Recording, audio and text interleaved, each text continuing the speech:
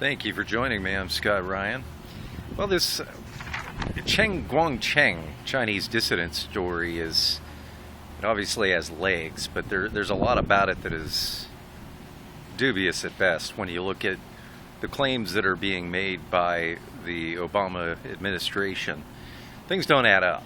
I mean, when I first heard about this story about this gentleman fleeing to the U.S. Embassy from the terror inflicted by the Chinese on his family, and basically for protesting the infanticide engaged and forced upon Chinese citizens. I didn't have high hopes for this outcome. I didn't have high hopes for this poor gentleman, because when you consider the administration that is controlling, who appoints the ambassadors and is controlling the embassy and foreign policy, he's not going to get very much sympathy from the Obama administration. When you look at the Democrat Party today, and really it's been this way for a long time, they hold the same values as the Chinese regime.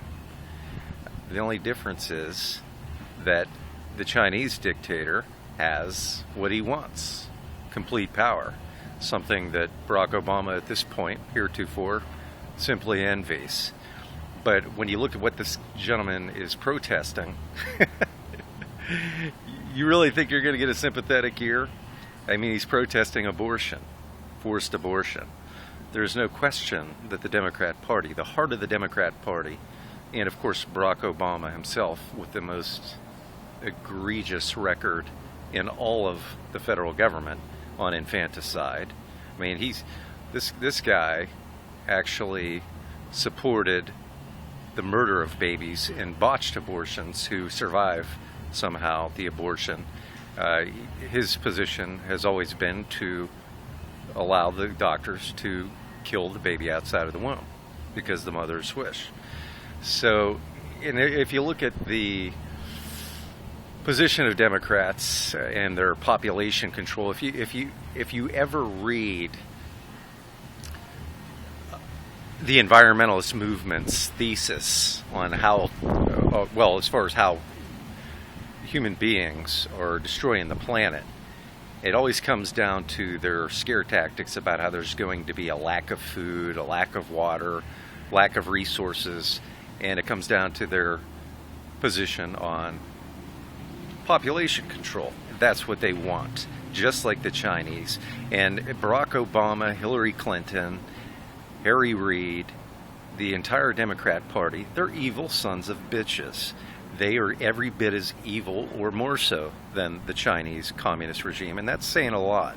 But if they were given their druthers, there would certainly be the same forced abortion policies limiting the number of children allowed by Americans, and no doubt about it, that is what they intend. That is their goal for Americans in their overall goal of tyranny.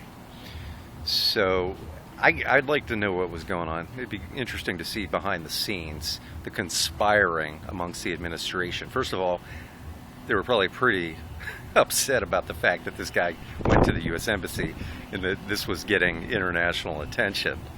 So they were in a sort of a rock and a hard place, because they knew publicly that they had to give some sort of specious appearance of support for this poor Mr. Cheng, but at the same time they had to find a way out of this, a way to get rid of this guy. They don't give a damn what happens to him. They don't care if he's in prison and he's beaten, murdered, or his family's beaten and murdered. And they supposedly negotiated this deal where he's going to just move to another province and suddenly he's going to magically be safe. Well, I'm sorry, but going back to historically looking at China's position, China's oppression, it wasn't that little province that was selling organs of dissidents like Mr. Cheng on the black market in order to finance the crumbling government and the Red Army That's a 1996 congressional report that confirms that.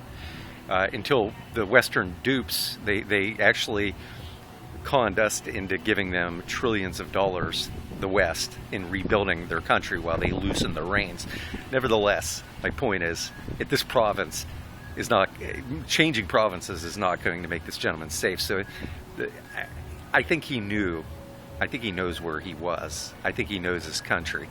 And it's absurd to think that he would have gotten excited about moving to another province when it's not simply that province's policy that he was protesting all along that has gotten him the kind of torment that he and his family have endured. So given the lack of integrity and the outright evil of the Obama administration and deceptiveness, Machiavellianism, lie at any cost, do whatever it takes, destroy whomever it takes to get your Marxist goals codified.